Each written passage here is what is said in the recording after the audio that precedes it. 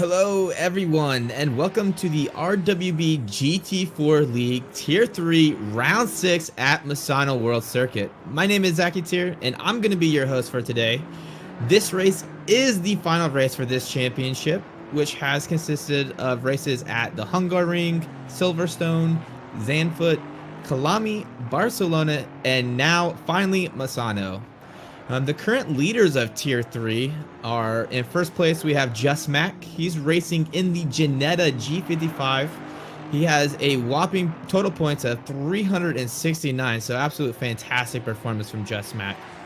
Closely following behind him is, in second place, we have Scott Free 3. He's in the BMW M4, and he has total points of 359. In third place, we have Mad Al. He's in the Ginetta G55 as well. A lot more Ginetta G55s in this league than we've seen in the other two tiers. But he's in third place, and he has 352 points. Only 17 points between these three podium sitters, which means today is an absolute crucial race for these guys to perform. Today's forecast for the race is a 59% chance of being sunny, 19% chance of light rain, 12% chance of medium rain, 6% chance of heavy rain, and 4% chance of a storm.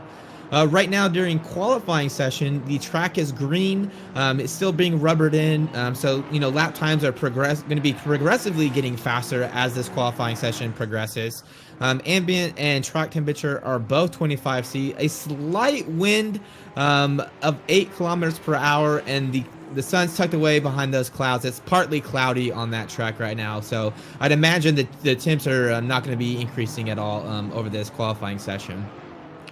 Some background information about Misano. The Misano World Circuit, officially known as Misano World Circuit Marco Semicella, is a racetrack located next to the town of Misano Andricata, province of Rimini, in the Fra zone of Santa Monica Cella. Originally designed in 1969 as a length of 3.488 kilometers, it hosted its first event in 1972. In 1993, the track length was increased to 4.064 kilometers, and as of 2007, it began hosting the San Marino and Rimini Coast Grand Prix as part of the MotoGP World Championship. In 2012, the track was renamed to commemorate Marco Semicella, a local motorcycle racer who died unfortunately in 2011. The racetrack for today is 4.226 kilometers, 16 turns, 10 of those are right-handers, 6 of those are left-handers.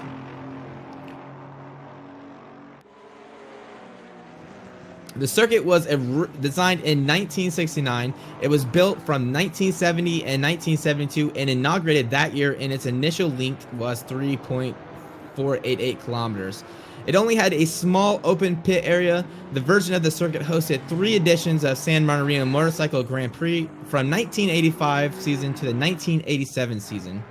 In 1993, it was modified for the first time. The track length was increased with the possibility to race both the long and short loop. Moreover, new facilities and new pit garages were built. It was at Misano during the 1993 Italian Grand Prix that the defending 500cc World Championship Wayne Rainey careers ended after he fell and suffered a broken spine.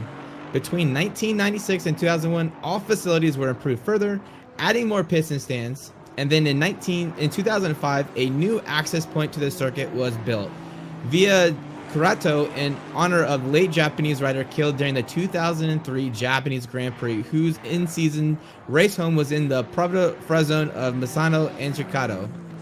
In order to host again the World Motorcycle Championship, the circuit was extensively modified in 2006. The circuit direction was changed to the clockwise direction. The track length was brought to 4.18 kilometers. Track width has been widened to 14 meters.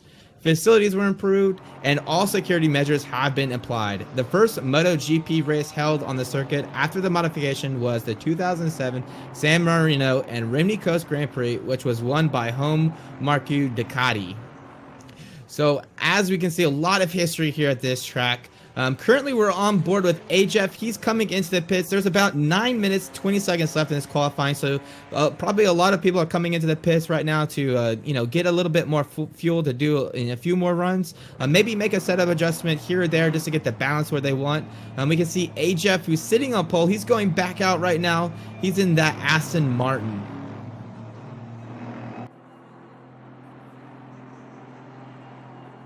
Absolutely fantastic car. A little bit dark here at Misano right now. Oh, and he just reset. Let's do a quick rundown. We're going to take on board with Jeff here and go through Misano.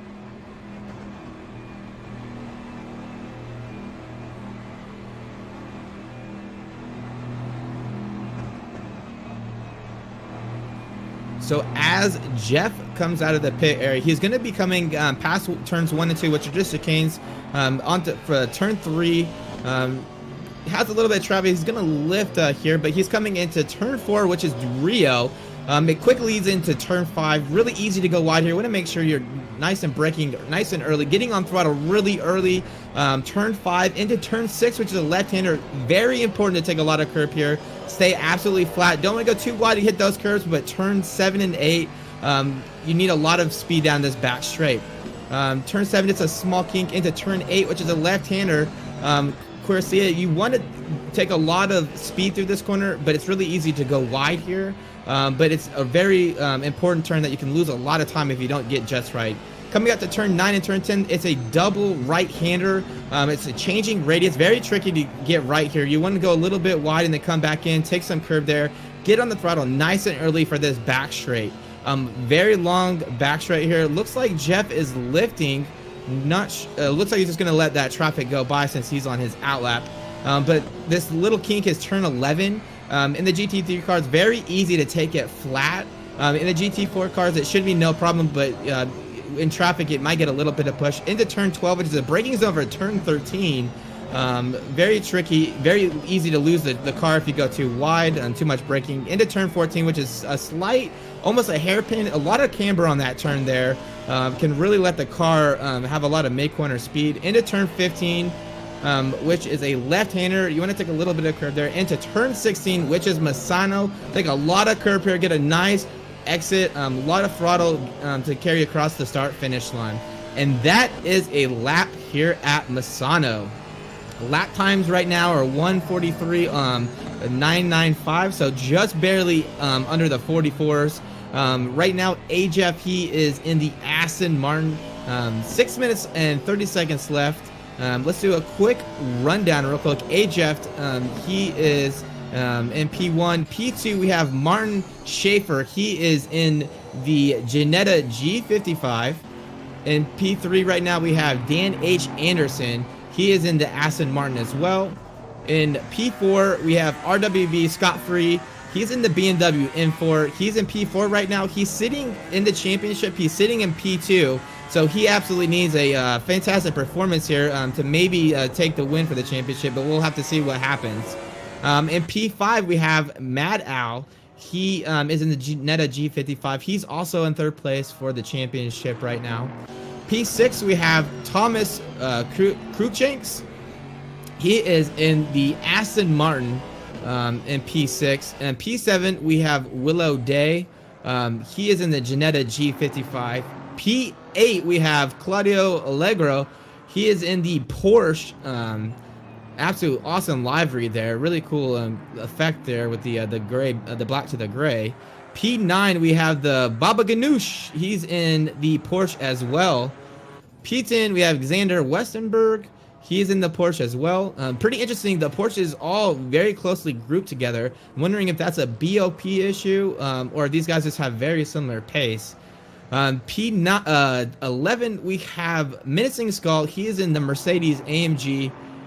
P12, we have a Goat Friend. He's coming out. He's in the McLaren GT4. And P13, we have RWB Robert. He is in the Aston Martin, the orange Aston Martin. I almost wanted to say McLaren there. Pretty cool orange livery there. Reminds me a lot of the McLaren Formula 1 liveries that we see right now. Arbul, who is in P14, he's in the McLaren. P15, we have Edo Kops. He is in the McLaren as well. P16, we have Daniel Merchant, who's in the McLaren. A lot of these McLarens are kind of sitting, mid to the back. So I'm curious if they have a bad BOP. If you guys have any idea, please let us know in the comments on YouTube. We will be following the YouTube chat, and we'll try to respond to any comments you guys have. We will have an interview with the three winners for this race at the end of the race. If you have any questions, please let us know. We will ask them. P18, we have Will Sarklos. He's in the AMG. P19, we have Dale Kelcher. He's coming into the pits. 3 minutes and 42 seconds left in this qualifying. Probably just doing a quick splash and go for maybe 1 or 2 more laps. In P20, we have RWB Zin. He's in that Mercedes AMG. Awesome blue, kind of yellow livery. Love the sound of that AMG too. Absolute fantastic car. P21, we have RWB Charger. He is in that Porsche, the yellow-black Porsche. In P22, we have George.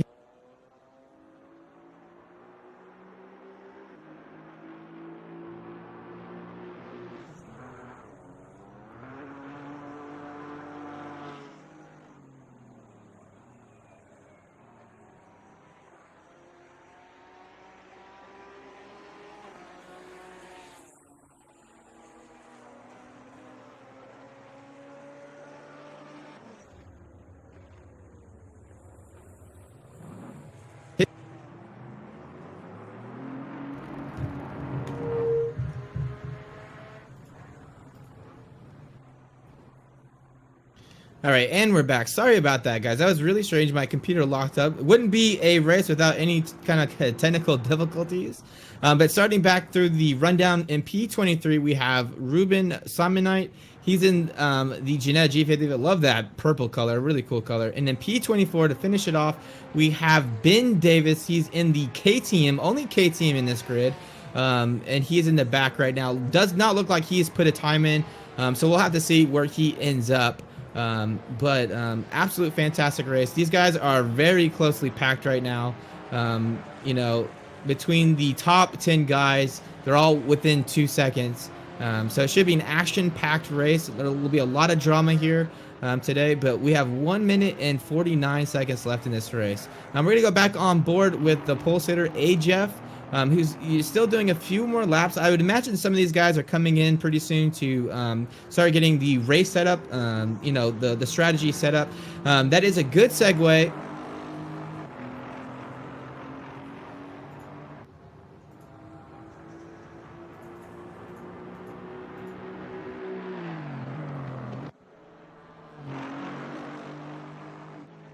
All right.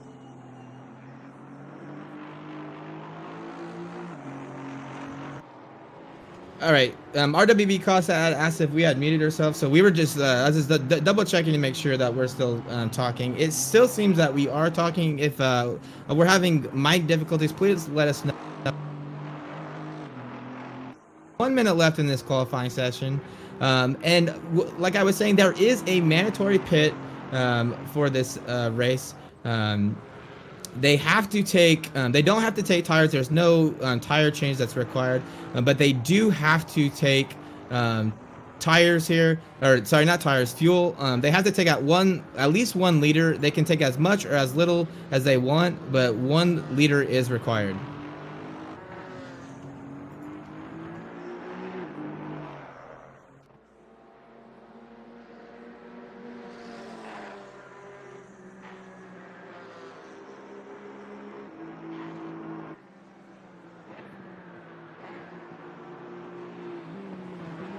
All right, and thank you for letting us know, RW, because if the mic does drop out, let me know so I'm not talking to myself.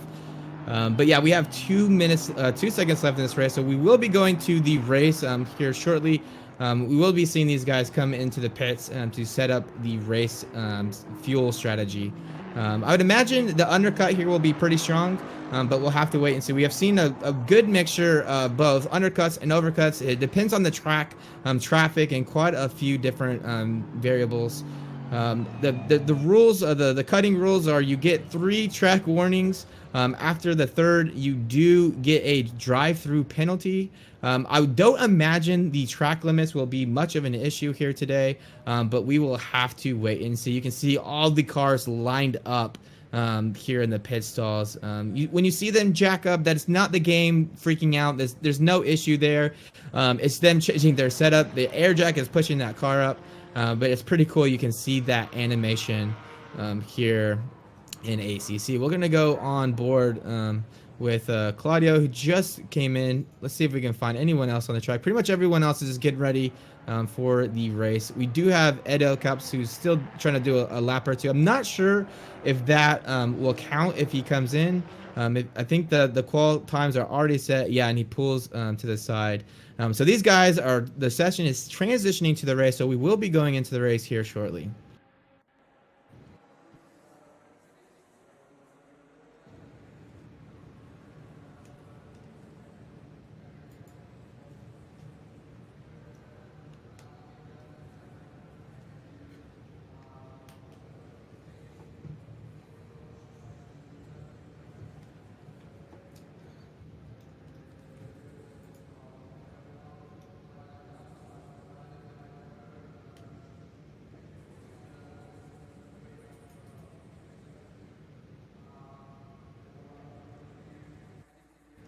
All right, guys, we are lined up. It is a night race here at Misano. The session will be starting in 2 minutes and 30 seconds, roughly. The track is green, so the track's going to be a little bit, slower at the beginning. That track is quickly going to get rubbered in, and we're going to see these guys put in really quick laps here. The weather is partly cloudy with maybe just a few clouds. I can see the stars out, which is pretty cool. Track temperature is 25 C. Ambient is 25 C. Pretty much no wind. There is a wind of 4 kilometers, but it's very minor. But we're going to go ahead and get ready for the start. We're going to go on board with Jeff. We're going to go into the helicam. These guys will be getting ready to start. The start procedure for this league is a little bit different. They start a little bit before the start finish line. They're going to be lined up. They're going to come up into the acceleration zone. The flag is going to go green, and then they will be racing at that point. I would imagine turn 1 and turn 2 is going to be a little bit tricky here. These cars don't have the downforce of what we're used to the GT3 cars. Turn 1 and turn 2 is a bit of a chicane. It's a pretty narrow 2 corners. So we'll see how the race evolves, but I imagine they're going to be pretty cautious here at the race start. Quickly, before we're going to go down the rundown quick. Just real fast, in pole we have Jeff, in P2 we have Martin Schaefer, in P3 we have Dan Anderson. And one second, guys, I was trying to get a better view of these guys, but unfortunately these cameras are just not really well set up.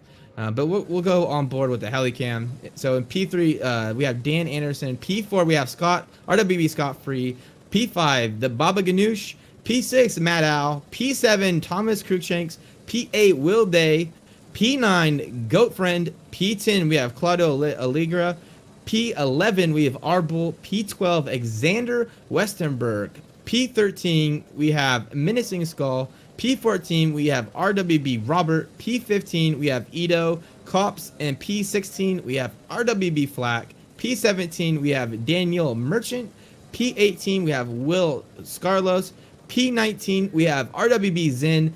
P20 we have Dale Keller, and P21 we have RWB Charger. P22 George Hitchon. P23 Ben Davis, and P24 Ruben Simonite. 8 seconds left in this race. They're going to be starting their engines really soon here. We're going to go back on board with Jeff with the helicam to get all the action here at the beginning of the race here. They are rolling. Race will be getting started here shortly. We will be looking for the green flag, which will be dropping here shortly.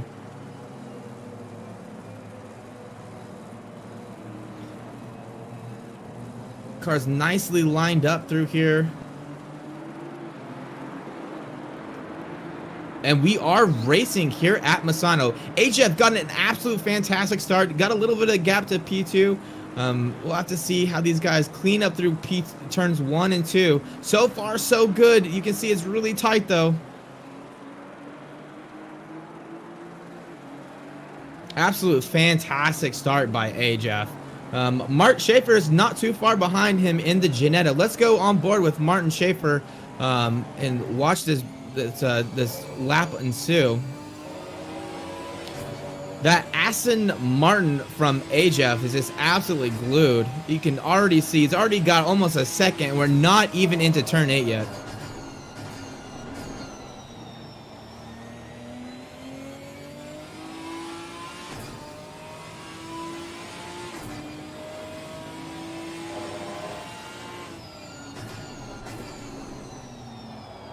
Let's go on board with RWB Charger, who has a battle with the kind of the mid pack right now. We have RWB Zin and the Baba Ganoush all fighting for P9 right now.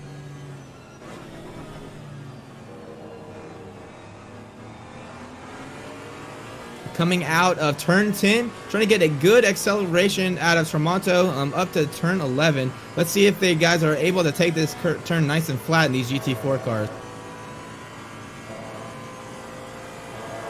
Yeah, easily flat. That's one thing that was pretty interesting with these cars.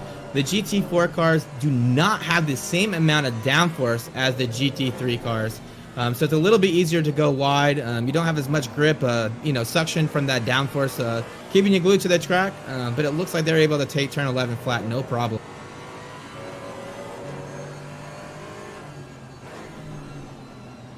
Pretty close pack here in the mid pack so far.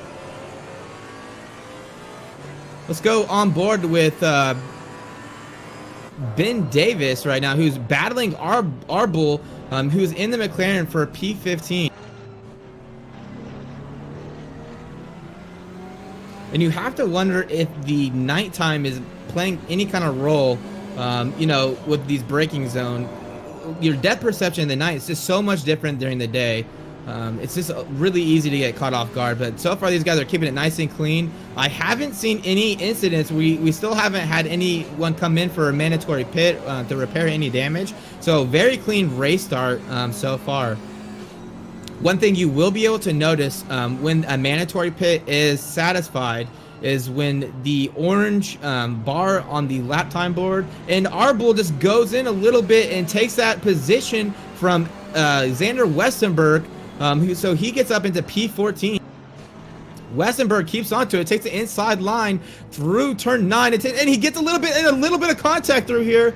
Unfortunately, it gets a little bit messy, a little bit of a pileup through there. It looks like Ben Davis is able to get through without too much issue. Let's go on board with RWB Flat. Looks like someone was in the dirt there. And I'm not sure exactly what happened. It looked like some people just got a little bit loose going into turn 9, turn 10. And unfortunately, they were just so closely packed. There just was no room to go anywhere. We were on board. I don't think he got any damage, but unfortunately, it did cost him a little bit. RW Flag just getting a little bit wide there. That's going to cost him a few positions. Let's go on board with P8, Menacing Skull. He is 8/10 behind Andrew Goatfriend, who's in that McLaren right now. He's being closely followed by Daniel Merchant, who is in the McLaren as well. Pretty good battle up here right now for P8 and P9. And it looks like Andrew Goffrin got a little bit loose. He went a little bit wide, so he had to get off throttle a little bit. So it looked like Menacing Skull going to close that gap just a little bit. But unfortunately, he's just not close enough to make a move. Menacing Skull is looking at that inside line there. You can see he has a lot of grip going into turn 8.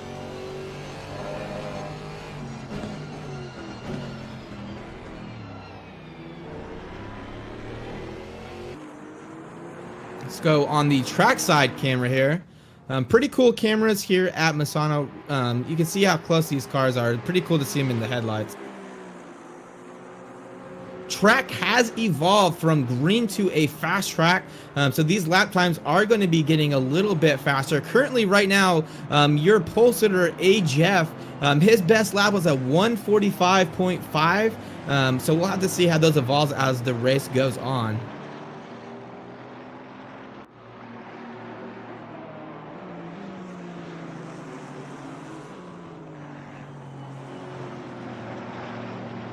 And Daniel Merchant is all over Minningson's skull. You can see that McLaren just looks absolutely set up through here. You know, it can take the curbs a little bit better than the McLaren, but I can't help but wonder if that extra weight is like costing, you know, a little bit of a longer lap time here compared to the McLaren.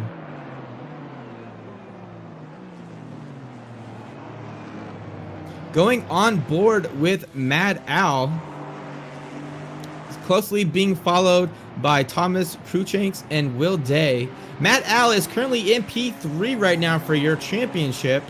You know, there's only 17 points between P1 and Mad Al, so it's really anyone's race. Right now, P3 is RWB Scott Free 3. He's in P2 in the championship. So your two, you know, championship sitters are all battling really close to one another. So it'll be really interesting to see what happens over this race.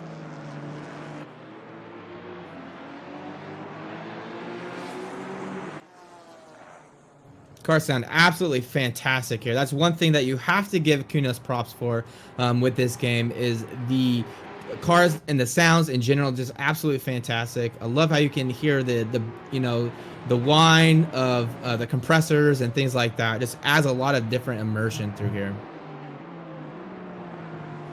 The grid is starting to space out just a little bit now that we're a few laps in.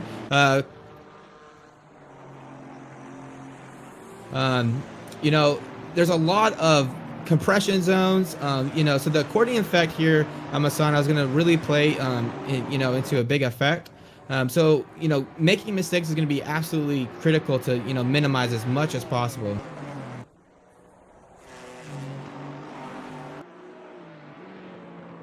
You can see Thomas Cruikshanks. Go rear view mirror with Mad Al, so we can see that bright green acid mark from Thomas Cruikshanks. No mistake that you can really easily spot that in the night. It almost looks like it's glowing.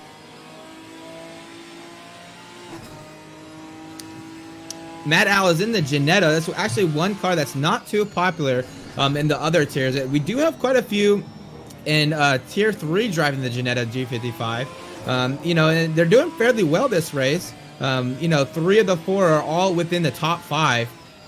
So it's really cool to see, you know, people making cars worse. And I'm not sure who that was. I think it was Will Day who just made that move on Tom Cruikshanks through turn 10, taking the inside. What an absolute fantastic move. Going on board with Will Day. Thomas Cruikshanks is trying to make a move here. Let's go on to Helicamp. Oh, taking the inside line through turn 11. Almost contact, but they were able to keep it out of one another.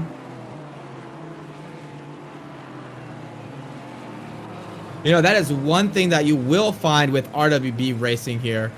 These guys, they do race hard. They race clean, and they definitely race for position. These guys are practicing all week for these races on the weekend. A lot of time and dedication goes into this, so it's absolutely fantastic to see these guys racing as hard as they are.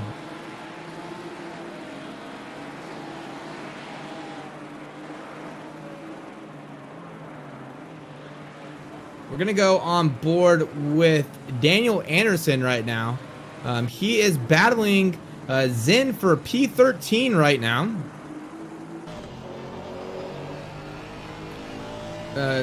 Zen is in the McLaren. We might have a move down into turn 1. Zen is on the inside here. Looks like Dan Anderson is going to back up just a little bit. He's on the outside going through turn 2.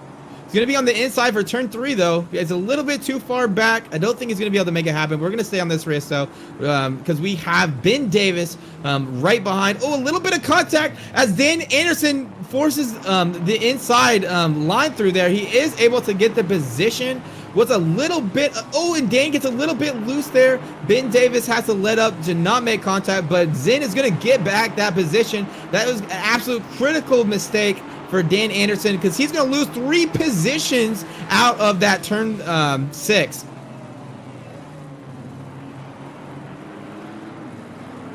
And that's, Eos loses it, is into the wall. That is going to be some damage there, unfortunately. These guys are racing really hard. 3 wide through turn 10. You got to know that Zinn, who's in that Mercedes out front, is feeling the pressure. There's about 4 or 5 cars all behind Zinn, all battling for position. Zinn's not holding them up. They all have very similar pace, but it is a very difficult track to pass here at Misano. There's not a lot of passing, and Zinn goes a little bit wide. He's able to keep the car from losing the car too much, but it is going to cost him. Goes a little bit wide again. Ben Davis is going to be able to look like lit off. He's going to take the undercut just a little bit. He's going to be on the inside for turn 16 through Misano. Ben Davis is able to get through. Dan Anderson's also the inside trying to make a move through here. Man, this is absolute fantastic racing. Dan Anderson is able to get it done. He's slightly ahead of Zinn. Going through turn 1, gets a little bit wide. Dan was able to put the car perfectly out of turn 1. Zinn had a little bit better of an exit there, but wasn't able to for him not to be able to make a move through there.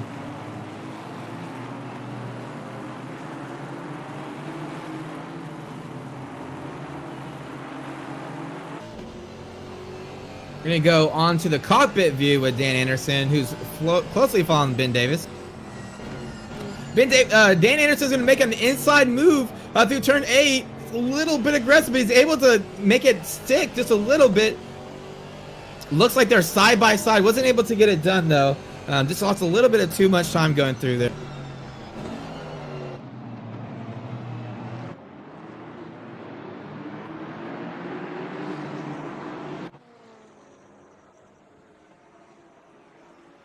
God, this view is absolutely fantastic. Ben Davis is in the KTM. Oh, Dan Anderson is trying to make a move through turn 11, it looks like. This battle between Dan Anderson and Ben Davis is absolutely fantastic to watch. We're about 15 minutes into the race, guys. We have had one contestant, one driver come into the pits. That's going to be RWB Charger. He's in the pits and got his mandatory pit out of the way.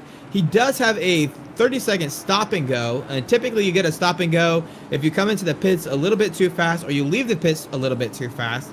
So I think he's serving that stop and go, but we will have to wait and see. We also have Xander Westenberg. He was in the Porsche. He may have gotten a little bit of damage. He is 2 laps down right now, so he probably had a pretty good repair. Our Robert also just came into the pits. He's in the Aston Martin. He's in P21. He's going to get that mandatory pit out of the way.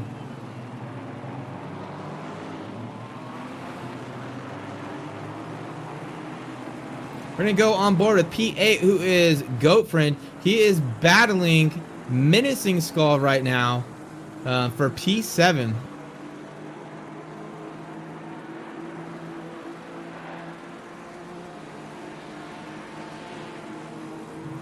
A lot of spectators out on Misano today.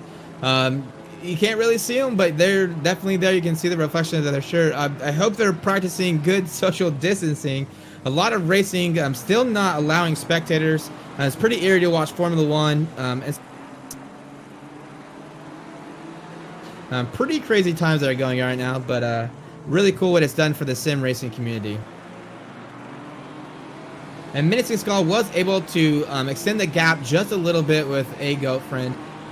Just a bit. So we're going to go on board with P16 is Ruben Simonite.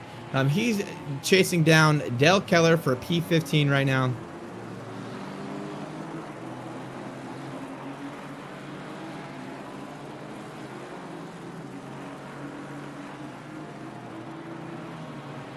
And we still have 23 cars on the grid. So I don't think we've lost maybe one. I think RWB Charger did retire his car. Don't see him on the grid anymore. That being said, let's go down a run. We're 8 laps in. We're under an hour left in the race. The track conditions are fast. They should be coming up to optimum very soon. Track temperature, ambient temperature is 24°C. The wind's died down just a little bit. It's 3 kilometers per hour. So right now your pole sitter is Jeff. He is in that Aston Martin. He did a 144.6. So his lap time is coming down quite a bit. So that's probably just shows you how much that the track is gripping up right now. He is currently, I cannot see, it looks like 4.3 seconds out in front. So he's got a nice little gap to P2, who is Martin Schaefer. Martin Schaefer, he's in the Ginetta G55. He is 5 seconds out in front of Scott Free. His last lap was his fastest lap was a 144.9. In P3 we have RWB Scott Free. He is in the BMW GT4. He has done a 144.8. He is in P3 right now. He is your P2 for the championship right now. So he's looking to score a lot of points for this race. Only, again, 17 points that separate the top 3 guys right now. Speaking of top 3, Mad Al, who's right now the P3 in the championship points, he is in P4 for this race. He's about, it looks like almost 7 seconds behind Scott Free. So we'll have to see if he's able to close that gap a little bit more. He needs to do better than Scott Free to move up in the championship points. We have in P7 or P5 we have Thomas Cruikshanks. He is in the Aston Martin, that green Aston Martin. His fastest lap is a 146.2. In P6 we have Will Day. He's in the Ginetta G55. His fastest lap is a 145.6. And P7 we have Menacing Skull. He's in the Mercedes, the green Mercedes. He's about 6/10 down. He's being chased by Goat Friend right now, who is in P8. He's in the McLaren GT4. His fastest lap is a 146.0. P9 we have Will Day. He's in the Ginetta G55. His fastest lap is a 145.6. P10, who's battling P11, I believe, who's the Baba Ganoush. But in P10 right now is Daniel Merchant. He's in that McLaren out front right now, being chased by that Porsche, who's the Baba Ganoush. His fastest lap was a 146.6. P11 is the Baba Ganoush, and Daniel Merchant goes a little bit wide. It looks like Baba Ganoush is able to take the inside line through P4, turn 14.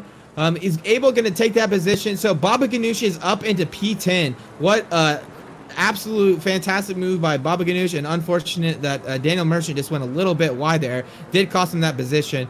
He does have Dale Keller, I apologize, R. Bull, who's also in the McLaren, right behind him. So Daniel Merchant is going to be defending and attacking right now. It's going to be pretty critical. But R. Bull, who's in that last McLaren in the pack there, his fastest lap is a 147.196. In P13, we have Dale Keller. He is in the Aston Martin. He goes a little bit wide through turn 1. Not sure what happened there. He's going to definitely get a track warning for that, though. Again, you get 3 warnings, and then your 4th is a drive-through penalty. Drive-through is absolute critical through here. Race positions very, very critical here at Misano. There's not a lot of very good passing opportunities, so you just have to be very wise with your track position. But P14 we have Edo Cops. He's in McLaren. He has not done his mandatory pit yet. He did have some damage there. Let's see if we can spot that damage from the track view. You can see that front's a little bit banged up. That that chrome livery is just not as shiny as it once was, a little bit dinged up, but he did get a little bit loose, or a little bit of contact at the start of the race. He hasn't come into do his mandatory pit, so it makes me wonder if he just got, maybe a little bit of cosmic damage, is, maybe not affecting the performance as much. His fastest lap was a 147.6 though. Next in P15, we have Ruben Simonite. His fastest lap was a 1:48. He is in the Ginetta G55, and he is being chased by Will Sacralos, who is in the Mercedes. Only about, it looks like a gap of about a second right now dividing them. So they're, pretty close together. But in P16 is that Mercedes, who is Will Sacralos. His fastest lap is a 1:47.2. In P17, we have RWB Flack, who's in the Mercedes. He just got passed by Ben Davis through the final sector. So Ben Davis is in P17. His fast lap's a 1:47.8. And now RWB Flack's in P18, who's in that Mercedes. P19, we have Dan H. Anderson. His fastest lap is a 1:46.8. In P20, we have Zin, who is in the Mercedes. His fastest lap is a 1:48.3. In P21, we have George Hichon. He is in the Mercedes. He's done a 1:48.5. In P22, we have RWB Robert. Robert has accomplished his mandatory pit. He's 2 laps down right now. So we'll have to see if that pays off. Not sure if he got some damage at the start of the race, or if he's just trying a very early undercut. But we'll have to see how the race evolves for him and see how he does. In P23, we have Xander Westenberg, who's in the pits right now. He's 7 laps down, so I'm not sure if he's doing a repair to fix his car, or if it is just a mandatory, or he's going to retire the car. See if we can see any kind of damage on that car. Doesn't look, kind of hard to tell. I can't see a good clear view of it. But yeah, he's 7 laps down, so it's not looking too good for him. And then P24, we have RWB Charger, who unfortunately had to retire his car. Only 1 retirement so far. We started the race with 24 cars, but just really unfortunate for RWB Charger, who is in the chat room. RWB Charger mentioned in the chat that he said, "I am out, hit from the rear, got a stop and go, my fault, not enough practice, such a hard track in the dark, quite a few making mistakes." Yeah, absolute, crazy race. It was a fairly, clean race at the very beginning. We've seen a little bit of contact between race. I think, like I said at the beginning of the race, I think the dark is kind of catching people off. That the closing distance, your depth perception is just not as good in the dark. It's a lot easier to misjudge your braking points in the dark. Things has changed a little bit, especially with the shadows. So unfortunate events for Charger, but he was. Let's go on board with Jeff right now. He's your pole sitter. He's out in front quite a bit. He's got a 5.3 second gap, so he has extended that gap on Martin Schaefer just a little bit. He's kind of looking like he's out in a league of his own right now. The Aston Martin is a very popular choice. Seems like it is a very strong car here. But we'll have to see how the race goes, especially when he comes in for the pits. We'll have to see if an undercut or an overcut maybe helps close that gap for him.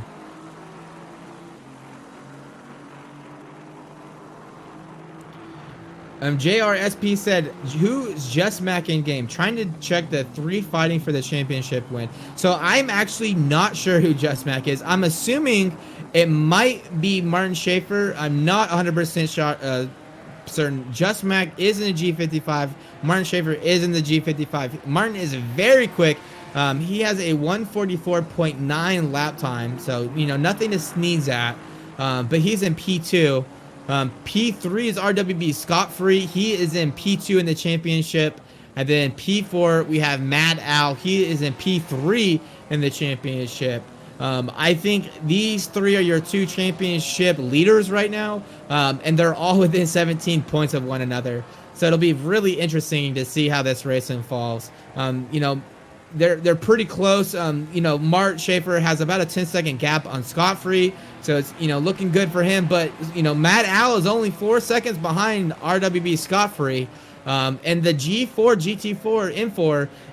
The tire, it is not kind on the tires. It wears the tires down pretty quick.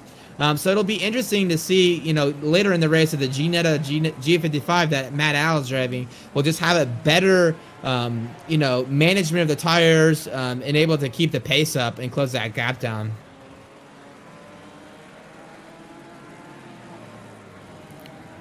You know, the race is, you know, pretty spread out right now. Let's go on board with Dale Keller, who's defending and attacking at the same time right now. He is in that Aston Martin. He's on the inside line. That is, I believe, Simonite in front of him in the Ginetta G55. Let's see. Yeah, that is him, Ruben Simonite. So Daniel Keller is closely behind him, though. Let's see if he tries to close this gap going into turn 12 and 13.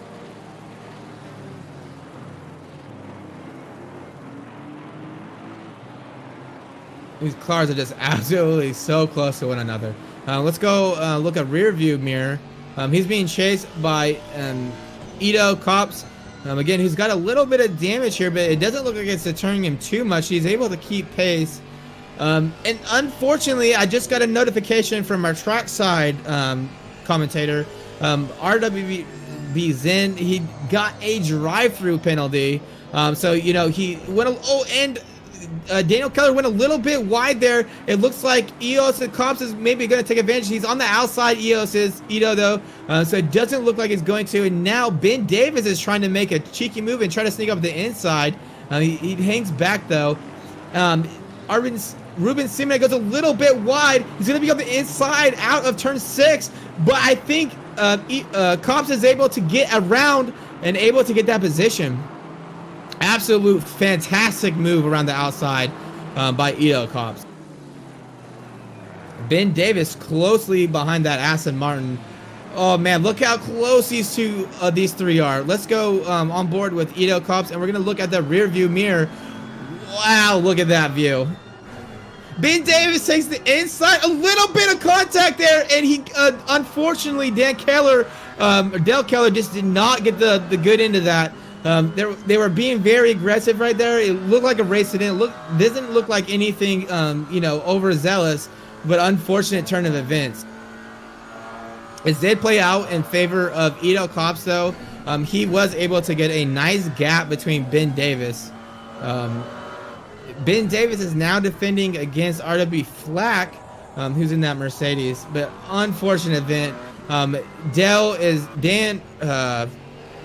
Dale Keller is definitely going to have some damage from that incident. Let's go on board with him, see if we can see what kind of damage he has.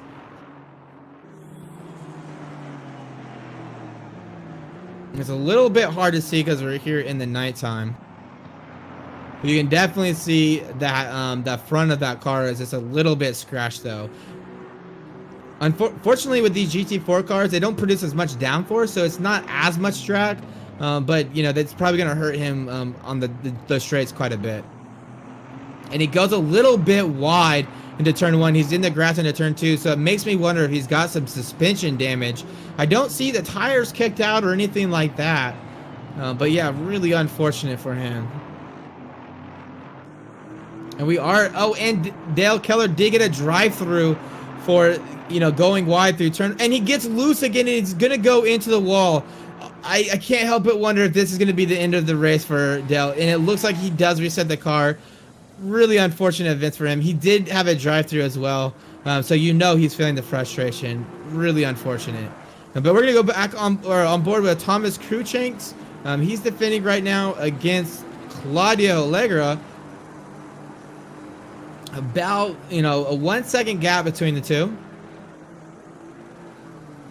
Looks like Ito's Cups and Ben Davis are fighting again. Let's watch these two fight it out. Ito's taking the outside line through turn 11.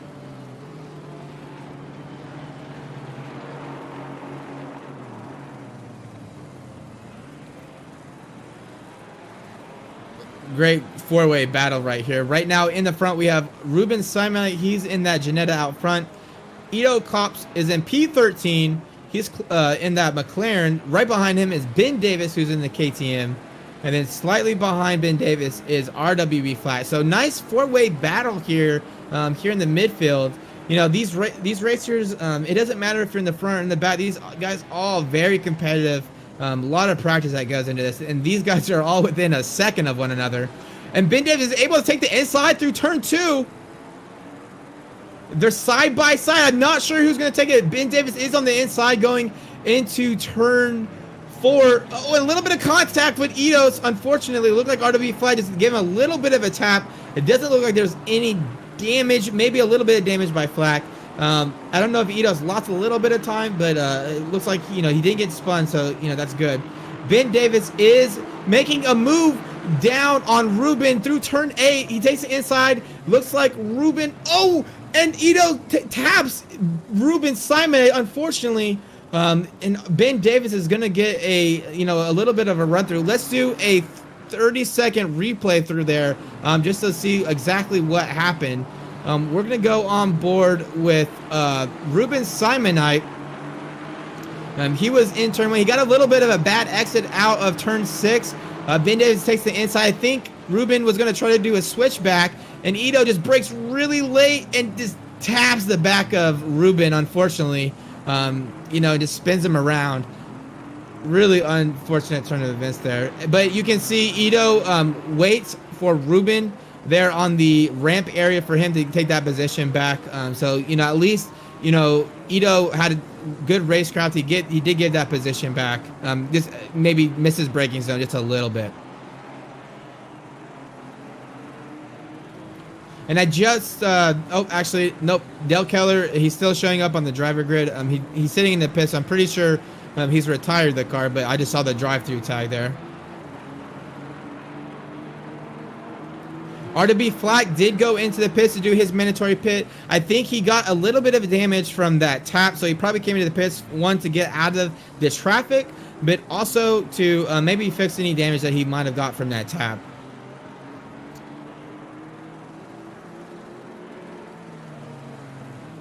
Let's go on board with our P8, which is Claudio Allegro. He is battling P7, who is Thomas Cruikshanks.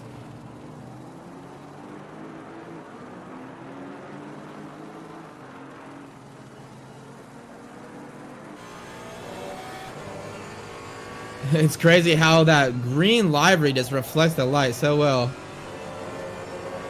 And Thomas goes a little bit wide there. You got to be careful going wide there. You don't want to hit those curbs that will really unsettle the car. Claudio really closing the gap in the braking zone to turn 1.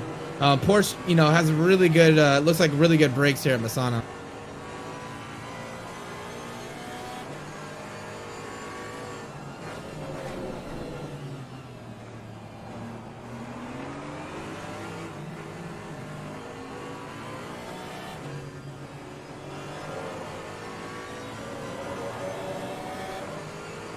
Track conditions are pretty steady right now.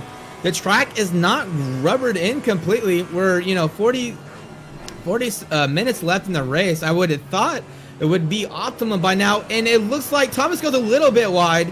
I thought Claudio was going to be able to close that gap a little bit faster, but unfortunately was not able to. But it looked like Thomas made a little bit of a mistake here. I can't help but wonder if these tires are starting to go off a little bit here at Misano. Back to the track conditions, though. It's still, sunny with some clouds. Track is still fast, so it's not optimum yet. It's not rubbered in fully, which is surprising to me. Track and ambient temperature is 24 C, and the wind has pretty much died down.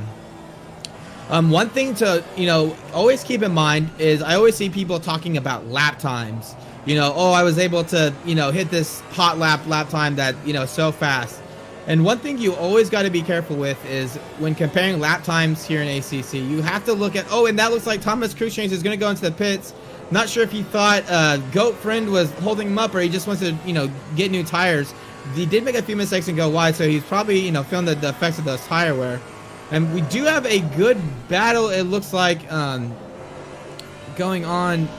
Let me see. I think that was P15. Yeah, P15. Robin Simon, I think it's a back marker. Oh, that's actually a Jeff, who's lapping some of the field right now, I believe. Yeah, AJF is slightly ahead of everyone else. He's starting to lap a few people here. let's go ahead and do another rundown through everything. But like I was gonna say really quick, whenever you're comparing lap time, there's 3 variables you really need to consider. There is the track ambient or the track temperature, which is really gonna affect like how fast your tires, you know, overheat, underheat. There's also ambient temperature. This is gonna be one of the bigger things that you're gonna see with a lap time delta. More so for your naturally aspirated cars than your turbo cars. The reason being is a turbo car compresses the air, whereas a natural aspirated just, you know, gets cold air, ram air from the intake. But the colder the air, the more the higher the air density, and the higher the air density means that much more energy in the combustion chamber of the engine. So you see more power down, you know, with these cars with the lower ambient temperatures, but that is a very crucial one. And then the third one that you have to be really cognizant of is the track grip levels. And don't think that just because something is optimum means that everything is the same with another optimum track. An optimum track is a value of like 75%, but there could still be 100% or 25% difference all the way up to 100%. So even though you have an optimum, there could be still some differences there. Typically what you see, you know, with these different track conditions is the delta between, you know, a green track and someone goes wide through there. I'm not sure who exactly that was, but it looked like they were able to keep it out of the wall. But the difference between a fast track or green track and an alternate track is about a second, and then when you're going from 30C to 20C ambient, it's about a second as well. So you can have, you know, almost 2 seconds of delta just between the track conditions. So it's always really important to look at those things. But let's go on board with Claudio Allegra. He is battling a goat friend right now. Goat friend is in the McLaren. Allegra is in the Porsche. You can see about half the grid has done their mandatory pit stops now. It'll be, you know, they got 38 minutes left. The pit window is still 33 minutes left. So they still have plenty of time to come in. Not sure what the strategy is. It seems like there's a good mixture of maybe people doing the undercut, maybe a splash it. You know, they did half fuel at the start and they have to come in about mid-lap. I suspect a lot of people maybe had a fuel race fuel at the start. Maybe they'll come in for a slash and cut. So I think there's a good variety of different pit strategies here, but we'll have to wait and see. Let's go through the rundown of your track positions right now. Up front is your pole sitter. He's Jeff. He's in the Aston Martin. He's in P1 right now. P2, Martin Schaefer, he is in P2, getting around Ruben, who's a bat marker right now. Some of these guys are, you know, lapping some of the field, but Martin Schaefer in the Ginetta G55, and he's up into P22, or P2, sorry. P3, we have RWB Scott Free. He is in the BMW M4. He's in P3. He's your championship P2 right now. Closely followed by Mad Owl, a delta of about 3.2 seconds. So that's very interesting. A few laps ago, the delta was about 5 or 6 seconds. So it looks like Mad Owl is closing that gap. That is going to be an absolute crucial gap to monitor over the course of this race. And someone went, looks like in the field. I think that was Ruben. But unfortunate for, you know, Ruben there. But Mad Owl closing that gap, that's going to be absolutely crucial because, you know, there's, I believe, 9 points that separate these two, Scott Free and Mad Owl. So we'll have to see what happens between those two. But in P5, we have Menacing Skull. He's in the Mercedes. P6, we have A Goat Friend. He's in P6. He is in the McLaren. P7, we have Claudio Allegra. He's in P7. He's in the Porsche. Closely following Goat Friend. P8 we have Arbull. He's in the McLaren. He's in P8. P9 we have Daniel Merchant. He's in the McLaren. He's closely followed by, I'm not sure who that is. It's probably a back marker actually. Ben Davis, who's in the KTM. We have Dan Anderson, who is in P11. So pretty close battle between Ben Davis and Dan Anderson right now. These two still have not done a mandatory pit, so this is for a position. Dan going a little bit wide there. He might be just trying to do a cut back to get nice and early on the throttle. As they get onto the back straight, he's a little bit too wide back to make much of a difference here. Kind of curious if the draft here, the K team doesn't have as much power as some of these other cars. It is a lot lighter, so it's able to take those corners a lot quicker. Let's see what Dan does here. Looks like he's being pretty patient though. He's maybe trying to nurse the tires, maybe not wear them down, quicker than he needs to. We'll have to come back to this battle real quick. And P12 we have Dan Thomas Cruikshanks, and P13 we have Will Dave. P14 we have Ito Kopp. And 1 second, guys, having some technical difficulties with the race director again.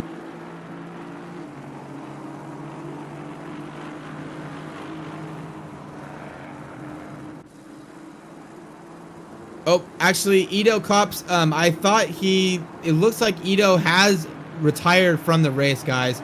I'm not sure. I know he had a little bit of damage there, but I couldn't click on him because he is showing as P14, but he did retire. So we are down to 21 cars now. Unfortunately, I think, even some of those are down for the count, doing repairs. They haven't dropped from the session, but they're a few laps down. But P15, we have P14, we have RWB Robert. He is in the Aston Martin. P15, we have Will Sarklos. He is in the Mercedes. P16, we have RWB Flack. P17, we have RWB Zinn. He's in the Mercedes. P18, we have George Hitchon. He's in the Mercedes. P19, we have Ruben Simonite. He's in P19. Unfortunate events for Ruben. He was a lot higher up, but I think he lost a few positions to damage. But he has done his mandatory pit, so we'll have to watch to see where he ends up. He might get a lot of those positions back, as a lot of these people will come in for their pits. P20, we have is retired the car. He's 6 laps down. Xander Westenberg, he is 18 laps down, so I believe he's retired the car. P24 is the Baba Ganoush. He's retired. And then P24 was RWB Treasure, and he is retired. But let's go back on board. I believe... I'm trying to remember who that battle was. I think it was Ben Davis. Looks like Ben Davis was able to extend that gap on Dan Anderson. There was a close battle between these two, but it looks like they were just able to extend it out.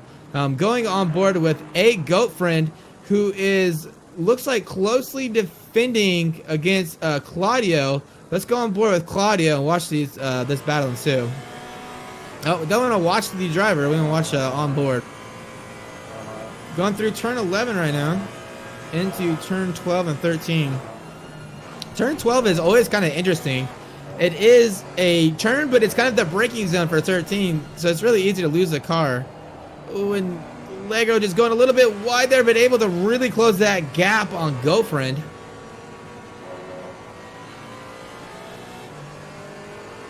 And it looks like Allegro's going to come in for that mandatory pit. So maybe just thought it was a little bit easier to come in for the pits than try to battle GoFriend for position. Again, position here is very hard to gain back. So, probably a very smart choice from Claudio right there. Going on board with Mad Al. Looks like he is battling... I think that's Scott-free. So this battle between your championship P2 and P3 has been narrowed down. Mad Al has put a lot of work in and definitely closed this gap. Let's watch this to battle this out. Looking at the championship points, Mad Al is only free. So this could be a absolute crucial position game for Mad Al to be battling here. He needs to gain this position to gain the points here to move up in the championship points. I mentioned before, the BMW M4 is very hard on tires, so I'm very curious if the Ginetta G55 is just a little bit nicer on the tires and able to continue the pace, whereas the M4 is a little bit faster at the start, but maybe drops near the end of the race. But this is going to be an absolute battle to watch, guys.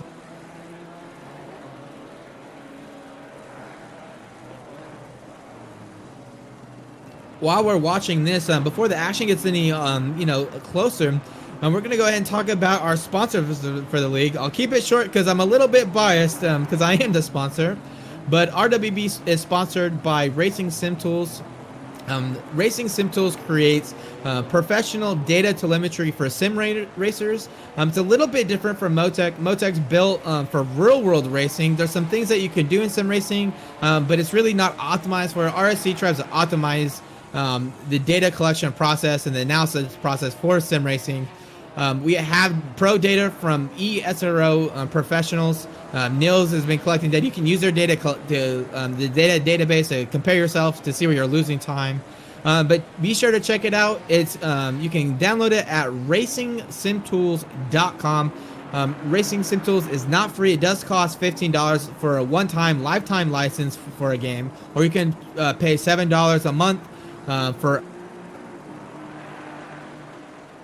We were just mentioned in Grassroots Motorsports, a major real-world racing magazine, and they did an article on RSC, and they said it's professional racing telemetry analysis that you would expect an IndyCar or IMSA team to use for the cost of a pizza. So that kind of explains it for you guys. But check it out, racingsimtools.com, and let's get back to the action.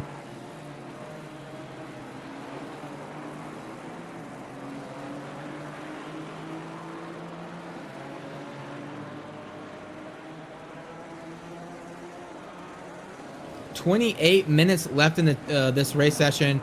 These two are, battling it out right now. Scott Free is definitely feeling the pressure. He's gonna do everything he can to keep Matt Al in the rear view mirror. It is 11 p.m. local time here at Misano. 28 minutes left in the race. Track did transition to optimum finally, so we are optimum conditions. But we'll have to see, how this track evolves even more. I would imagine the temperatures are going to start cooling down, they continue to cool down, which we might see a reduction in lap time just because the tires are going to be, it'd be harder to keep nice and cold, or nice and toasty to optimize that grip. Pit window's got 23 minutes left. Still plenty of time to pit. A little bit over half the grid has pitted. It looks like there is a back marker that RWB Scot-Free is behind. We'll have to see if that is going to cost Scot-Free some time here. This could play out well for Mad Al. We'll just have to wait and see. And he did get the blue flag. He goes way wide to allow these two to battle it out. Absolute great racecraft from that individual.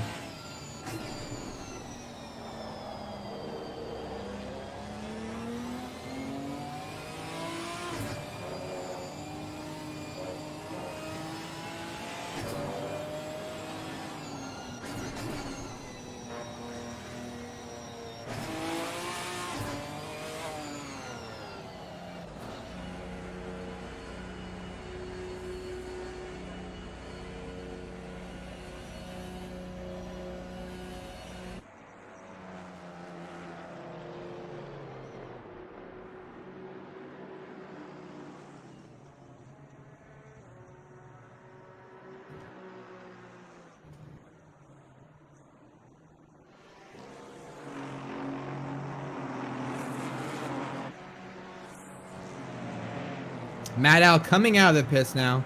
It looked like just a splash and go. He's going to lose a few positions here. But, most of these guys that he's going to be losing positions to have not done their mandatory pits yet. So he's going to be, the delta to watch is between him and Scott Free. Let's go on board with P11, who's Claudio Allegra. He is battling Thomas Cruikshanks right now.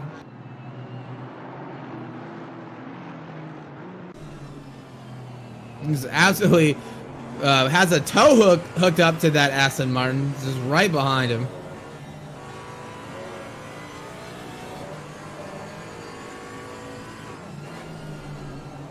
Both Thomas Cruikshanks and Claudio have both done their mandatory pit, so this is for position. And they have, 25 minutes left in this race.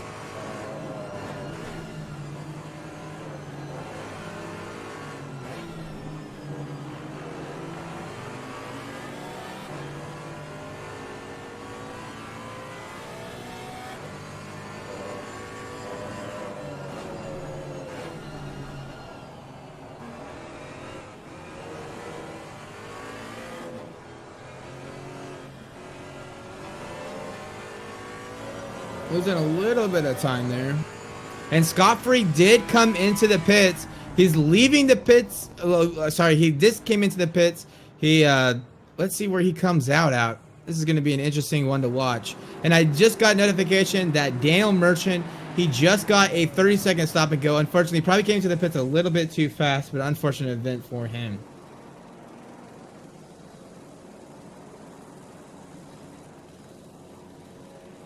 Scott Free leaving the pits right now. We're going to have to see where Mad Al ends up behind him. And it looks like Scott Free is going to keep his position. He is able to come out just slightly ahead of Mad Al. You know, Mad Al, you know, I think the delta between them was, I think, like a second. And it does look like it's been extended just a little bit.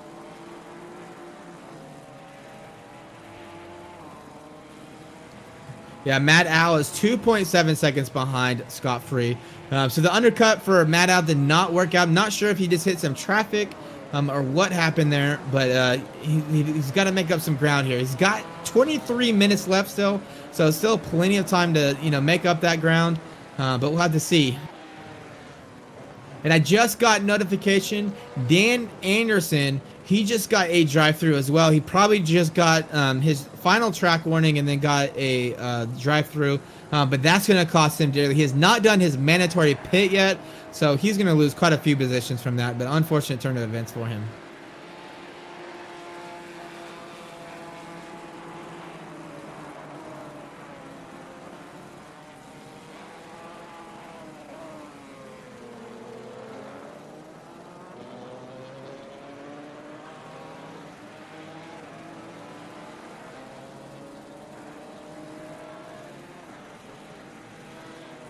If you have any comments for these guys, let us know in the YouTube chat. We have been monitoring in the YouTube chat, but we will be interviewing the racers at the end of this race.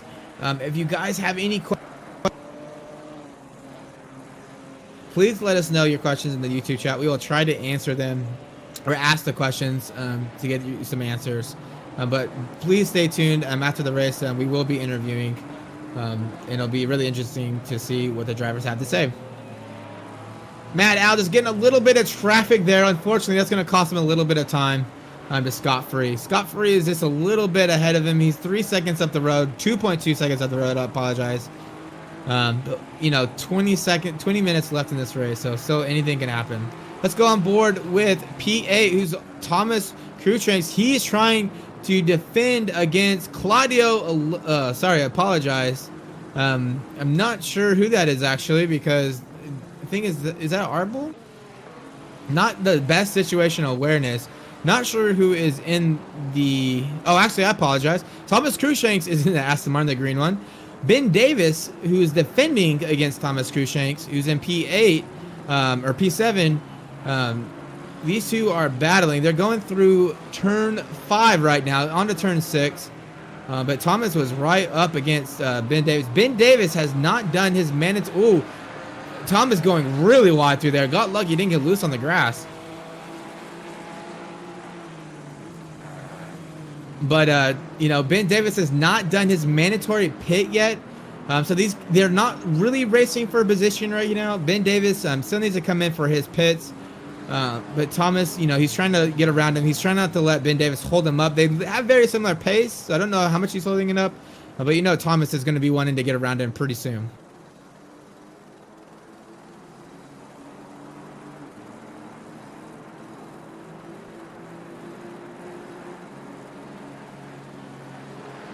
Going too wide through turn 11. Ben Davis is not letting up at all.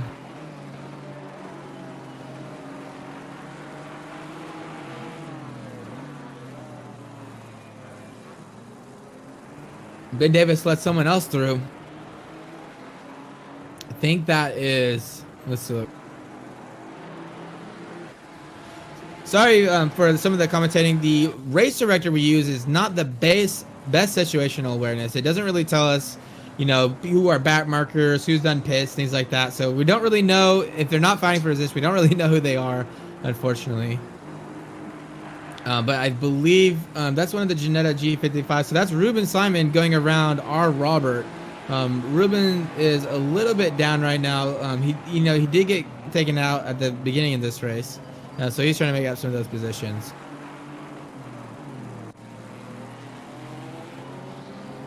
Martin Schaefer getting around some of the back markers right now. That's going to cost him, a little bit. And AJF just came into the pits to do his pit stop. He was 30 seconds out in front of Martin Schaefer when he came in, but we'll have to wait and see.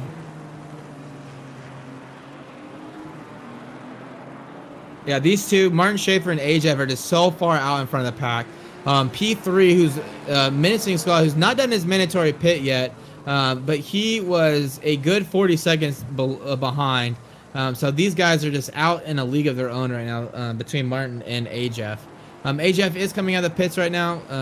He did his mandatory pits. Martin Schaefer still needs to do his mandatory pits. Still has not done it yet.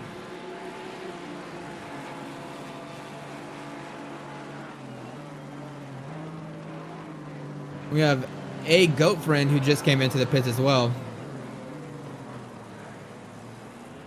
Still have 14 minutes on the pit window, so still have a little bit of time for them to stay out if they want to. But I would imagine a lot of these guys are coming in for a little bit of fuel before the end of the race.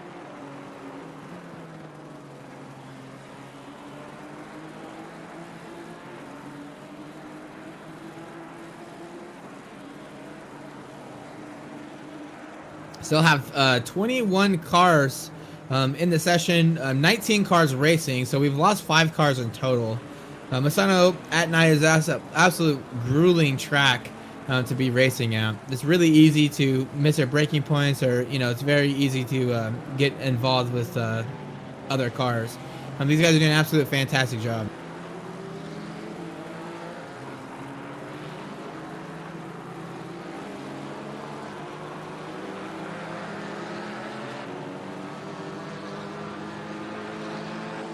And you have to wonder if this traffic is going to, switch things up for some of these drivers.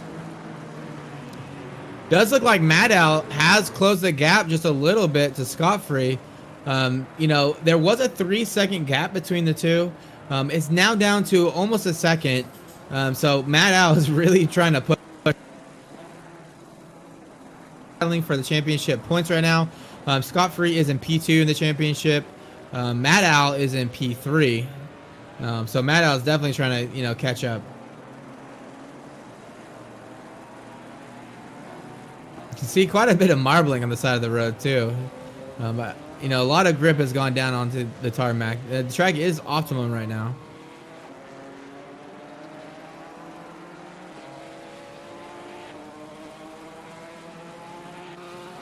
RWB Scot-Free, he did a 145.8 last lap.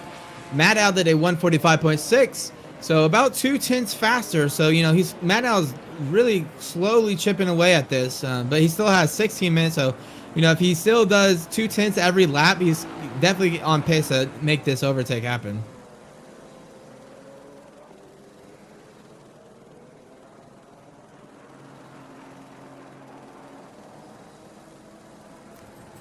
Everyone but 3 have pitted for the mandatory pit. We're still waiting on Martin Schaefer, Menacing Skull, and Ben Davis to come into the pits, but everyone else has accomplished their mandatory pits. Still got 16 minutes though.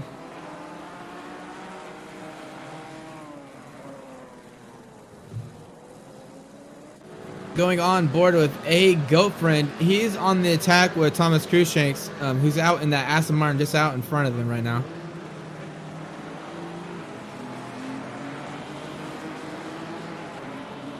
Let's go through a rundown really quick. We out front is Martin Schaefer. He has not done his mandatory pit yet. He's probably going to be in P2, but right now he's running out in front. AJF, who's in P2, he has done his mandatory pit. He was the one leading the race. So we will have to see where, when Martin comes in for his pit, where he'll end up at. But he is in the Aston Martin. P3, we have Menacing Skull, who has yet to do his mandatory pit. He's about 15 seconds behind AJF. So, pretty big gap between AJF and Martin Schaefer. But we'll have to see where Menacing Skull comes out when he does his pits.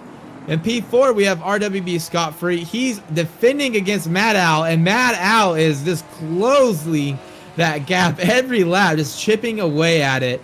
Last lap, Mad Al was about, again, 2/10 faster. So, you know, that the late pace of the Ginetta G55 is really showing here that M4 is just slowly dropping off. So you got to know that Scot-Free is going to make this car as wide as possible. So let's quickly go down this run. Mad Al going a little bit of wide there. Menacing Skull's going to get a good run now. We're going to stay on this view for just a while, and we do not want to miss this action.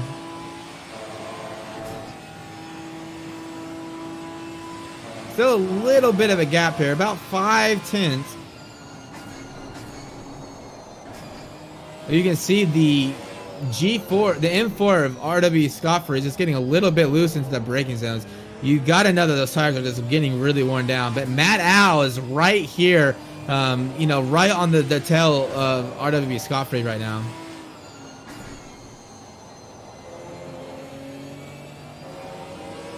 And you gotta love the sound of that Ginetta too. Just absolutely fantastic sounding car.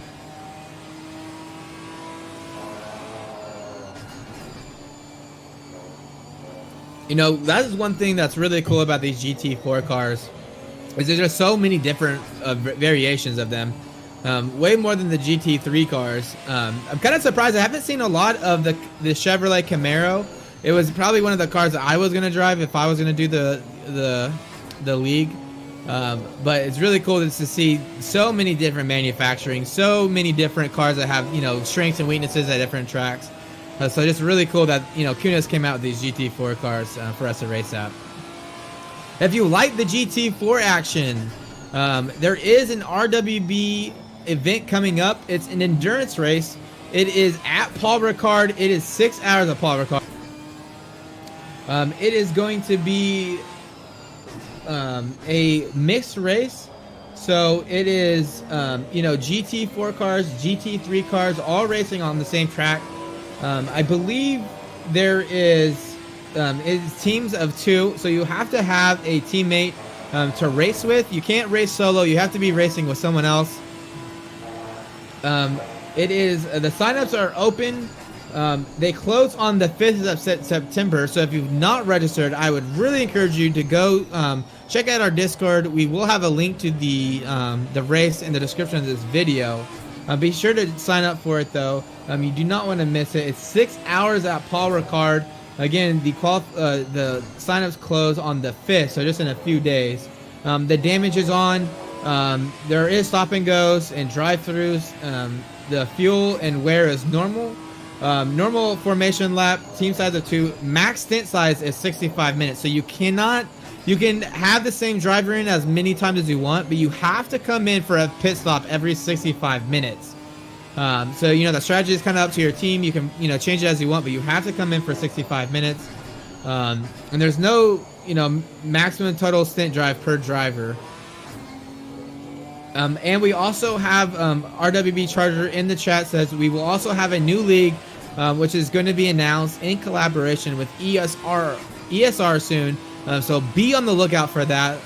That will be coming out, the announcement very soon on the Discord. So be looking out for that.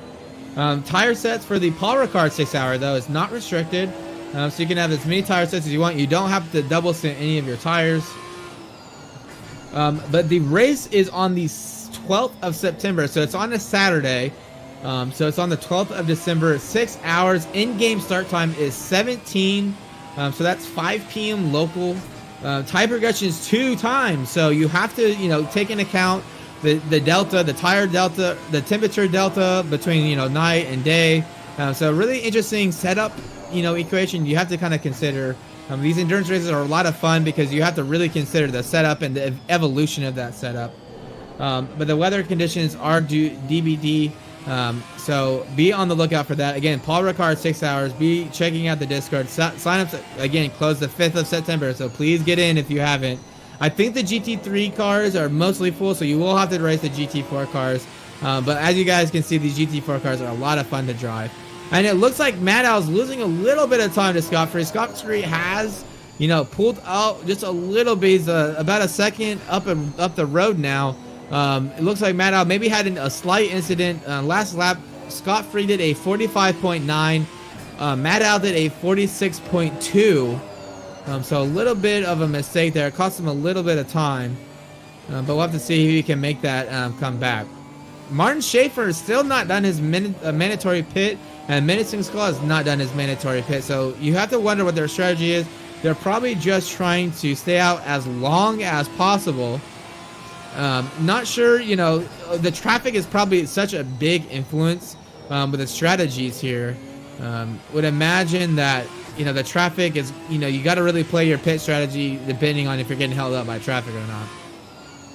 And Scott Free is coming up on some traffic.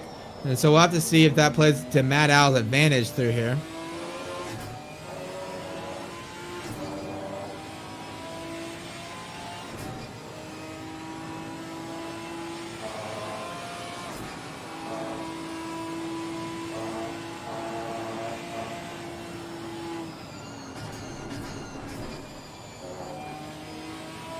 Nine minutes left in this race, guys. The last laps were right around the 45. So, you know, the lap times really hasn't dropped off too much. Temperatures have decreased slightly. I think we've dropped 2 degrees Celsius total for the race, so it's not a big deal.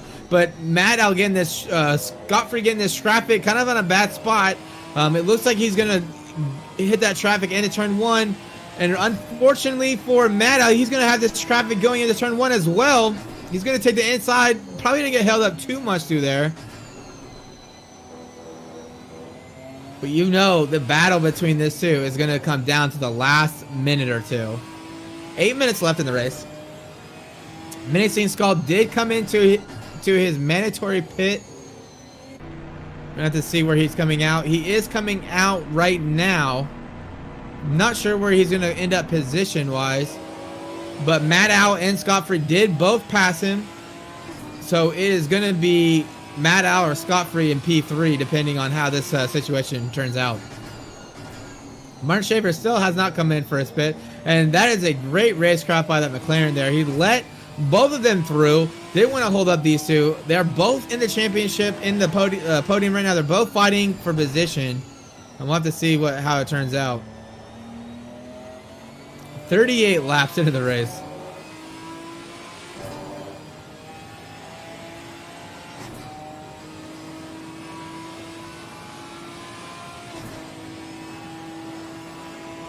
Everyone but Martin Schaefer has pitted, and Scott Free has really extended the gap now up to 1.5 seconds. So just really quickly, let's finish up that race down. I think we were around P10. So in P10 we have Arbull. He is in the in P11 we have RWB Robert. He is in the Aston Martin. In P12 we have Will Sarklos. He's in P12. P13 we have Ben Davis. P14 we have Ido Kops, who has retired. So that's a race director bug. Sorry about that. In P14 we have RWB Flack, who is in the Mercedes AMG. And P15 we have Daniel. We have George Hitchon. He's in the Mercedes. P17 we have RWB Zen. He is in the Mercedes. In P18 we have Dan Anderson.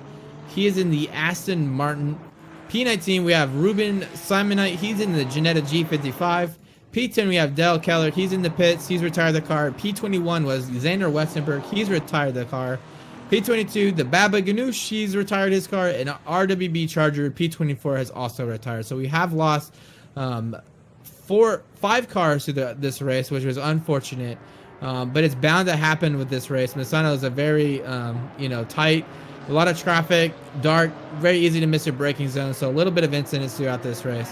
But Scott Free, you can just see that Ginetta G55 in the rear view mirror. 5 minutes left in the race. We have 45. Martin Schaefer did come into the pits. I was about to say 40 seconds left in the pit window. So he came in just at the end. Matt Al makes an absolute inside move. He's on the inside. He's able to get it done. he makes a pass on RWB scot-free. So Mad Al is up into P3. Oh my gosh, what a crazy turn of events. I'm not sure where that's going to end up in the points for the championship, but you have to know scot-free is not going to let that by so easily. He's going to keep the chase on. He's going to be chasing Mad Al through here. So we'll have to see what happens. But what a fantastic move. He just, Mad Al was just able to take a dive up down the inside. It was a clean dive. You know, no contact or anything like that, but what a move. So Martin Schaefer did come in for his mandatory pit. He is, you know, he came out in P2, so he's not, you know, taking P1. Jeff is back into P1. He's in the Martin, Aston Martin. He's 16 seconds out in front right now. So almost in a league of his own. You know, way out in front of Martin Schaefer. Martin Schaefer, I believe, is just Mac, who, you know, is in P1 for the championship right now. So you can't be too disappointed with P2. P3 is Mad Al, who just made the pass you know, the last few laps. He made the pass happen last lap. He was in P3, but he's in P2 for this race. So it'll be interesting to see where the championship ends up. And then RWB and scot-free, he's in P4, but he is in P3 for the P2 for the championship before this race.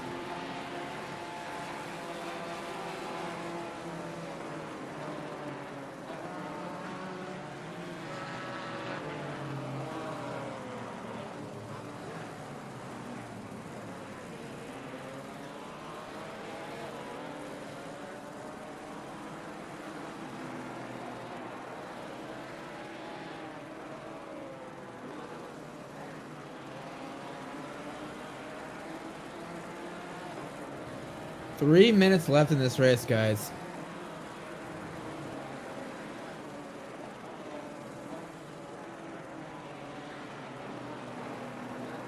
If you guys have any question for the podium stairs, please let us know in the YouTube chat.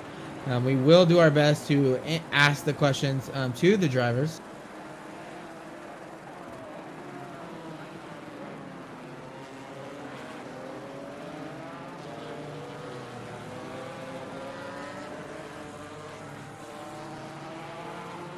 Matt Al is giving, you know, a little bit of a gap to scot-free right now. I'm kind of wondering if those tires on the BMW have just, you know, given up a little bit. It does look like he tries to make a, you know, a last-ditch effort to really close that gap. But I think that's probably going to cost him a little bit more time. And scot-free is a 10th down off his best, whereas Matt Al is 4/10 up off his best. So a really good late pace with this Ginetta. But let's go on board with Jeff, who is the race leader. There's about 2 minutes left, so we just want to make sure we're watching the leader right now. But absolute fantastic race by Jeff. You know, he was kind of in a league of his own, was able to get it done, you know, 14 seconds ahead of P2. Absolute fantastic drive by him.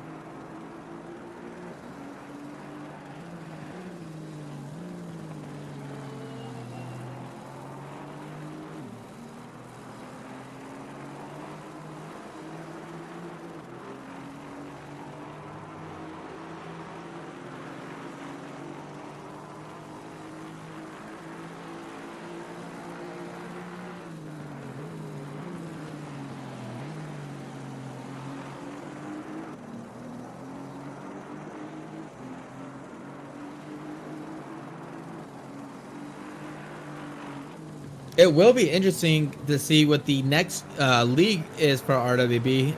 The GT4 league was the new cars, the new GT4 cars. These cars are a lot different than the GT3 cars. They don't have as much downforce. They, a little bit higher ride heights, a little bit more mechanical grip. They're a little bit softer, a little bit more chassis roll. But it's been an absolute fantastic league. Six weeks of hard racing. This was a first for RWB, 3 tiers. Typically, all the racers are on one, race. They decided to break it out into 3 tiers. It's produced a lot of really good, close racing. So I think a lot of people really enjoyed the tiers. But I'm excited for the next league. Again, be on the lookout for that Discord announcement. If you're interested in RWB, check out RWB. Our website will have a link to that website in the description of this video. But you know, RWB has racers from all over the world. We try to race, you know, several times a week, several different sims, so it accommodates for a lot of different people. I know for me, I like to race with RWB because I'm American, and Saturdays are the only times that really work for me because I'm not European times. So Saturdays are perfect time for me. But yeah, they have a kind of a mold for everything, so be sure to check them out. Discord's very active. But again, check out RWB Racing in the comment section down below. The time for the race has expired. So I'm not sure if they'll do one more lap or this is the final lap. I think this might be the final lap, but we'll have to wait and see. But Martin AJF out front, 42 laps, almost 18 seconds between him and P2.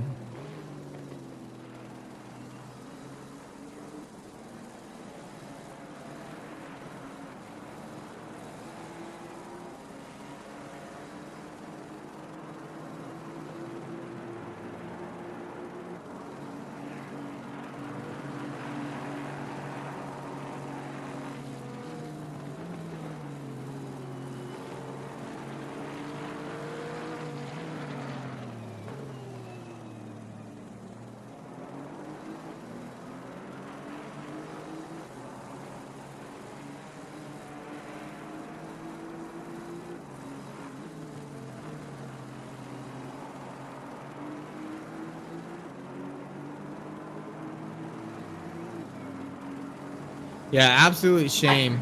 That is going to be the end of the race, guys. So across the line, AJF, he's in P1. In P2, we have Martin Schaefer, who's coming, you know, through that final turn 16. Martin Schaefer is in P2. Mad Al, who is in P3. Absolute fantastic move to get by scot-free. He's in the Ginetta G5. He's going to take P3. P24, we have RWB scot-free. He's in the BMW M4. P5, we have Menacing Skull. He is in the Mercedes. He's going to be in P5. P6, we have Thomas Cruikshanks. He is in P6, and we're going to wait until they're a little bit closer to the start-finish line because you never know what might happen to the end of this race, guys. You know, final lap might have an overtake, so we're going to wait a little bit to before we commentate the rest of the list. But yeah, P6, Thomas Cruikshanks, absolute fantastic race.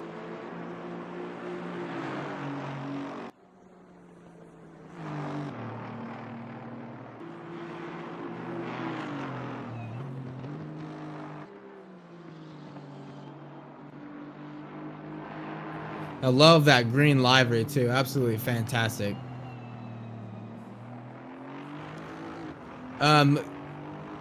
Yep, P6, Thomas Cruikshanks as he comes through. P7, we have a goat friend. And he is closely being followed by Will Day right now. Let's see if they can make it happen in the final two turns. Oh, and that is going to be the end of the session, guys. They were not able to complete the rest of the race. But P8, Will Dave. P9, we have RWB Bull. P10, we have Claudio Allegro. P11, we have RWB Robert. P11, we have Will Sarclos. P12, we have RWB Flack. P13, we have Ben Davis. P14, we have Ito Coast. P13, we have Daniel Merchant. P14, George Hitchin. P17, RWB Zen. P18, Daniel A.H. Anderson. P19, Ruben Simonite. P20 is Dale Keller. And then P22 is Baba Ganoush. P23, Westberg. And P24, RWB Charger. So don't go anywhere, guys. We are going to be interviewing the guys that just won the race, the P1, P2, P3. Absolute fantastic race between the three. If you have any questions, just let us know in the YouTube chat. We'll be sure to ask them if you guys have any questions. But we're just going to take a quick second to pause to bring them all in, and then we'll be right back.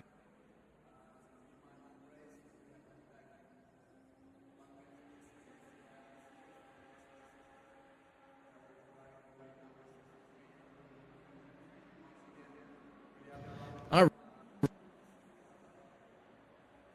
A Jeff, who was in P1. He was in the Aston Martin. We have Martin Schaefer, who is in the G55, the Ginetta. He took P2, and then we have Mad Al, who is also in the Jetta G55, who took P3. They're in the chat with me right now. First off, guys, I just want to say congratulations on that race. Absolute fantastic race to watch. A lot of drama throughout the race. The traffic made for a very interesting race. So it was very interesting to watch, but thank you for the awesome race. First, I want to start with Ajef, who won the race. Absolute fantastic race.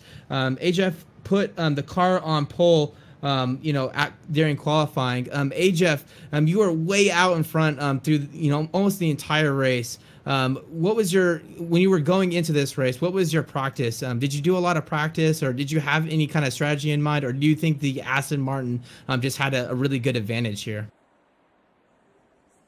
Hello, but first of all, to be honest, I didn't do much practice. It's like 2 hours or something before the race, and yeah, probably the Aston is pretty good at this track. And yeah, my strategy was to keep clean as I can and don't do major mistakes, and I think it worked out somehow. Yeah, absolutely. Like I said, 18 seconds across the line in front of P2. So absolute fantastic race. Go and celebrate tonight, but congratulations on that win. Thank you very much. Next, we have Martin Schaefer in the chat with us, who is in the G55. He was in P2. One of the questions that we had on the YouTube chat, Martin, was are on the race app, are you just Mac?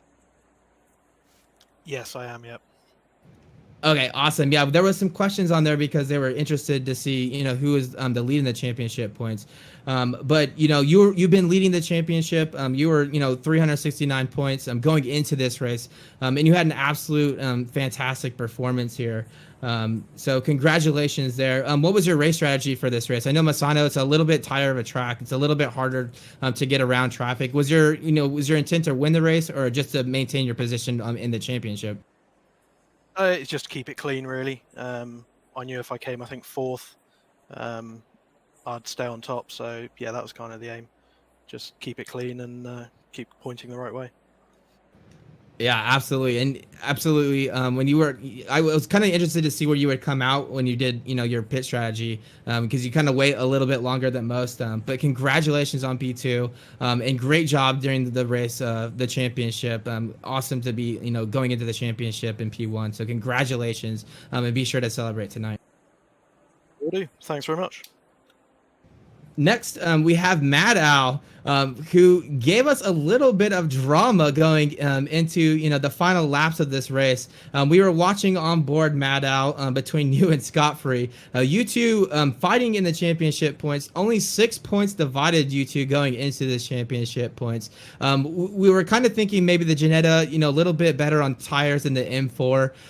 What was your thoughts when you were slowly closing the gap on Scott Free going into the final laps of this race? Well, that was very hard work to catch him up, because the BMW is certainly a lot quicker down the back straight. But it was a case of for the last 5 laps, the tyres just felt horrible. The car felt horrible, but I was still somehow managed to do my quickest lap about 3 laps at the end, which was really bizarre, even though the car felt horrible. But Scott was really unlucky after he was passing, I think it was Allegra. He just got this huge tank slapper on, and he trying to collect it up, and I nearly lost the car going up the inside of him. So I think between us, we did well not to have a major collision there. Yeah, absolutely. Yeah, we were watching you when you took the inside line there, and it looked like something had happened. We didn't catch it. We cut the pass right as we switched cameras. But absolutely fantastic move, and way to keep fighting him down. Every lap we saw 2 tenths, 3 tenths faster, so it was absolutely brilliant to watch. But congratulations on P3 and your standings in the championship. Absolute fantastic championship, so congratulations. But that's going to be it, guys, for the interviews. Thank you again for the drivers to take the time to speaking with us. Again, if you guys really enjoyed the racing that you guys watched here on the stream, be sure to check out RWB Racing. The link to our community, the Discord, the website will all be in the description for this YouTube video. Be sure to give the video a like and subscribe if you do like the stream. It helps bring more people to the community. But again, RWB caters to all different regions of the world. We have people from the United States to Europe, to just all over, racing in multiple sims on multiple days. So please check us out. Again, the next event is 6 hours of Paul Ricard on the September 12th. The signups end on the 5th, so be sure to check that out. And then the next league will be announced coming up. It's a collaboration with ESR, so be on the